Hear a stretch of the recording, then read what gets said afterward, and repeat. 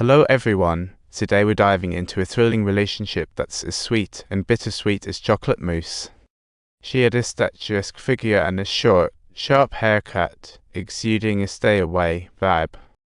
When someone bravely approached her through the crowd, this posed politician suddenly seemed flustered, thinking, I should introduce myself first. Her gaze cut through Stephen's layers of masks like a hot knife through butter.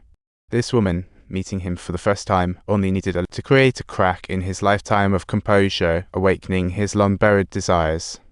It left her dizzy as if she couldn't breathe, see the thrill of being completely seen mixed with the secret excitement, making her feel the electrifying pulse of life.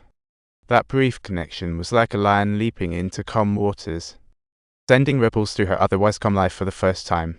During a weekend family gathering, Martin introduced his girlfriend to the family, and at that moment, Stephen's expression turned a little awkward, but Anna showed no sign of having met him before. They shook hands like total strangers, both smiling. What does this subtle I-pound argued? A tells a Cyrillic letter for E3I circumflex A loud D circumflex a graph Chinese letter grov la O tilde acute U graph times array poundness and turn direct reflex a quarter W O graph em loud H O K plus or minus for and O I O letter 3 CA pound copyright understanding hint at. Both knew without words. At that time, she restrained her surging desires. Yet she was keenly aware of the heat in his gaze too. Soon enough, Anna sent out an invite to Stephen. She knew exactly what that meant, yet she dove headfirst into the abyss. When she opened the door, Anna still wore that icy demeanor. But the way she presented herself felt like a meticulously laid trap, and the fantasies bound by ethics were now coming to life.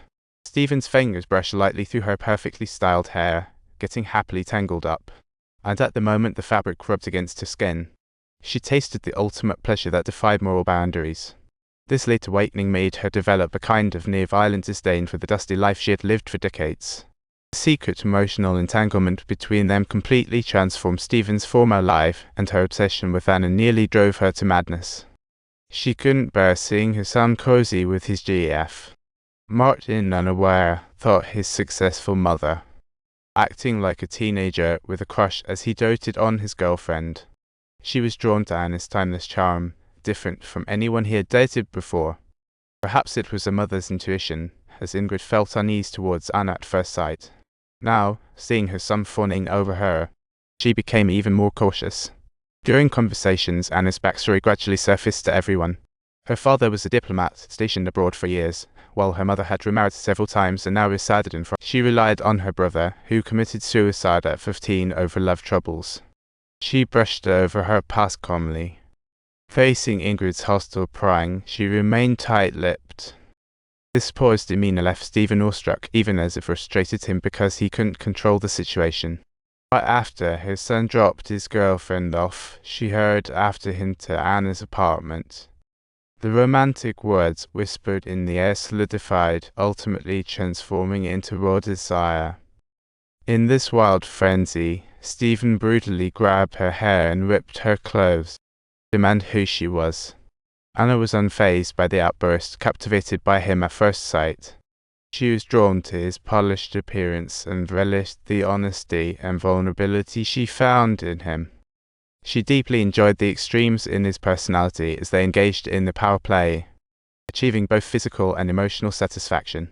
Yet, in this dramatic performance, Steve appeared as the dominant player, when in reality, he was a vulnerable dependent.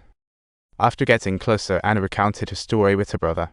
They had been together for years, and he took his life out of desperation at her interactions with other men. This experience left her instinctively averse to possessive relationships, so even though her chemistry with Stephen burned hot, she still needed the safe distance with Martin.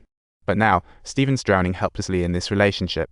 Hearing his son and Anna were in Paris, she cast everything aside, racing overnight to their vacation hotel. When she peeked through the curtain and saw the two of them together, the surge of jealousy nearly tore her apart. This fractured life brought Stephen to the brink of collapse, prompting her to decide to divorce her husband, boldly choosing to be with Anna. However, this decision was met with strong opposition from Anna. Anna knew all too well, he hates you and he will hate me for a while. You'll lose him, your own son. Yet also destroy the life you built with Ingrid. It's a good life. What you're saying doesn't make sense. Why are you so sure? Because deep down, you don't even want it. Anna knew all too well that this man's desires stemmed from the need to maintain appearances. All that repression and responsibility made the boundaries between them needlessly complicated. If this relationship was shattered, their feelings would vanish, and publicly shared injustices would leave no one hurt. Plus, he wouldn't accept any form of exclusivity. After Anna's decline, they mutually agreed not to bring it up again. They just set a new time to meet. In fact, Stephen was willing to give up everything for Anna, suppressing his urge to see her daily. He played the part of the polite politician in public. Whenever Anna saw him in his suit on TV, she would smile wistfully, lost in thought. His wife felt the same way whenever she saw her husband chatting confidently. Her eyes still sparkled with youthful excitement. Yet, unaware, her long happy marriage cracked with the future daughter-in-law's arrival. One evening, Stephen arrived at Anna's place as agreed, only to find a strange man standing there. At that moment, she couldn't help it, her anxiety erupted, and only after the man left did she kiss Anna passionately. Anna, however, calmly reminisced, telling Stephen that Peter was her first love. When her brother caught them together, he lost his cool.